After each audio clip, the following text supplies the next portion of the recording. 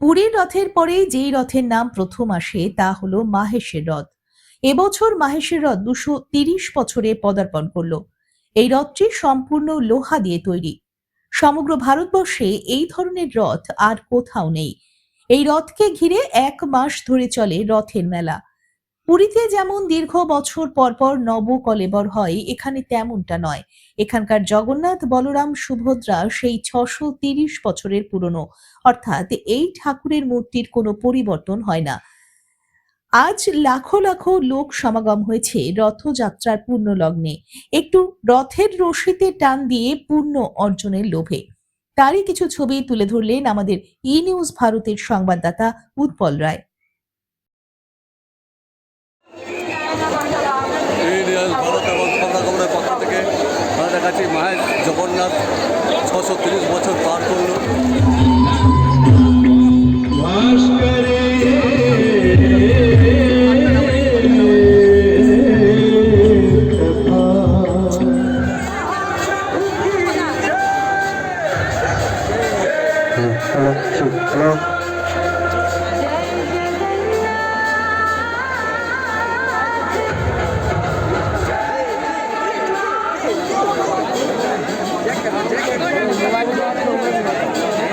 এখন এই সময় জগন্নাথ মহাপ্রভু রথে চাপবেন, তার প্রস্তুতি চলছে।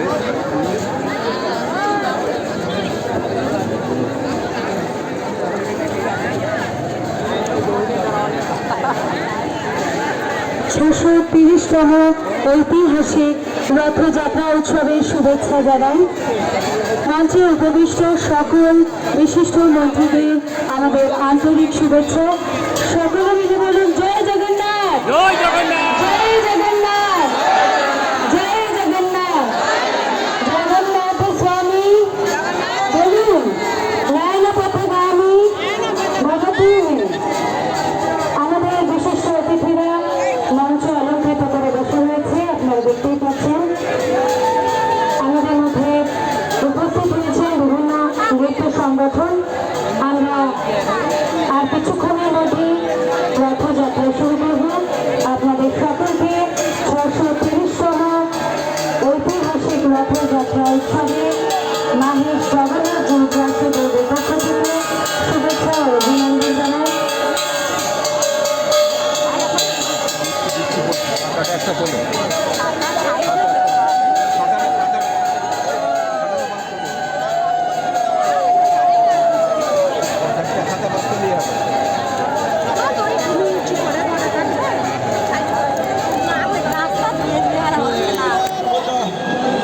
আরতির ব্যবস্থা করো, দেরি করবে না।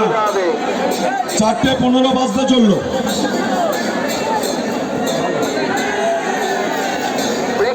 ঘুরিয়ে ঘোরা করতে হবে।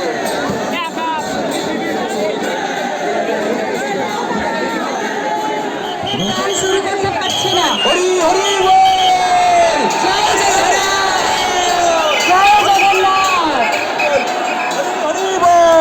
জগন্নাথ। তার যারা প্রধান, তাদের নাম আমার কাছে যেন দিয়ে দেওয়া হয়। আমি তাদের জন্য আলাদা করে একটা পুরস্কারের ব্যবস্থা করব। ভীষণ ভালো লেগেছে এবং এই বৃষ্টি মাথায় করে তারা এত সুন্দর পারফরমেন্স করেছেন, আমরা সত্যি মুগ্ধ। এত বড় একটা তীর্থক্ষেত্রে এত সুন্দর একটা অনুষ্ঠান যারা করলো, সেই পিয়ালকেও আমি আমার তরফ থেকে অনেক ধন্যবাদ জানাচ্ছি। আপনাদের সবাইকে আমার অনেক সশ্রদ্ধ প্রণাম। হরে রাম হরে রাম, রাম রাম হরে হরে, হরে রাম হরে রাম, রাম রাম হরে হরে, হরে রাম হরে রাম, রাম রাম হরে হরে, হরে রাম হরে রাম, রাম রাম হরে হরে। হরে কৃষ্ণ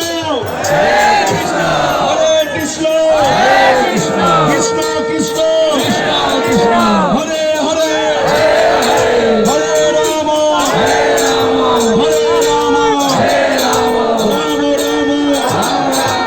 হরে হরে। অসংখ্য ধন্যবাদ জানাই আমার খুব প্রিয় দাদা সুকান্ত বাবুকে, যে এত আপনাদের সামনে খুব ভালো বক্তব্য দেন, কিন্তু এত সুন্দর ঘটনা কিন্তু আমিও জানতাম না। ভারত এবং খবরের পক্ষ থেকে আপনাদের